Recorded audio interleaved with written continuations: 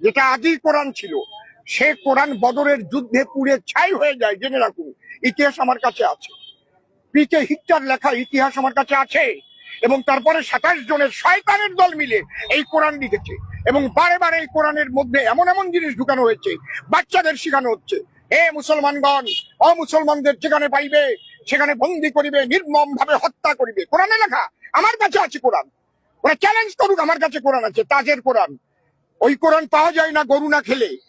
21,000 টাকা বিল হয়েছিল carnival nursing হোমে, সেই টাকা আমি দিয়ে বাংলাদেশ থেকে কোরআন কালেকশন করেছি। আমি জানি না সেই কোরআন কার কাছে আছে কিনা। পরিষ্কার লেখা আছে, হে মুসলমানগণ, অমুসলমানদের যেখানে পাইবে সেখানে বন্দি করিবে, নির্মম ভাবে হত্যা করিবে। এই কোন ধর্মগ্রন্থে, সে হিন্দু ধর্মই হোক, সে মুসলিম ধর্মই হোক, সে খ্রিস্টান ধর্মই হোক, কোন ধর্মগ্রন্থে যদি এই জাতীয় কথা লেখা থাকে, আমি সে ধর্মগ্রন্থ ভরে প্রস্তাব করি।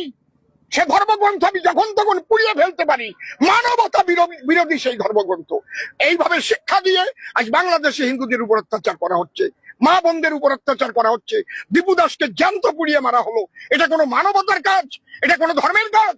ধর্মে মানুষকে প্রেম শিখায়, ধর্মে মানুষকে গাছপালা পশু পাখি সবাইকে ভালোবাসা শিখায়, আর ধর্মের দ্বারাই হিংসা শিক্ষা দেওয়া হচ্ছে। আর আমার মাননীয় মুখ্যমন্ত্রী তাদেরই উস্কানি দেয়, সেই ইমাম ভাতা দিয়ে দিলাম। আরে তোর ইমামরাই তো করে এইসব শিখায়, উগ্রপন্থী তৈরি করে, আর তাদের যে ভাতা দেয় তাকে আমার বলার মতো কোনো মানসিকতাও নাই। ওনার মুখে আমি থুতু দিই।